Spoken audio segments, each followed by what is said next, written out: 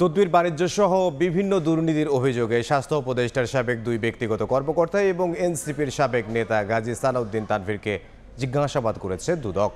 তবে জিজ্ঞাসাবাদ শেষে নিজেদের সম্পৃক্ততার কথা অস্বীকার করেন এনসিপির সাবেক নেতা গাজী সালাউদ্দিন তানভীর।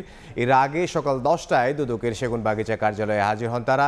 সংস্থাটির পরিচালক রফিকুজ্জামান রুমি সহ অন্যান্য কর্মকর্তারা তাদের জিজ্ঞাসাবাদ করেন। এনসিপির সাবেক নেতা গাজী সালাউদ্দিন তানভীরের বিরুদ্ধে অভিযোগ, এনসিটিবিকে কাগজ সরবরাহে 400 কোটি টাকা কমিশন নিয়েছেন।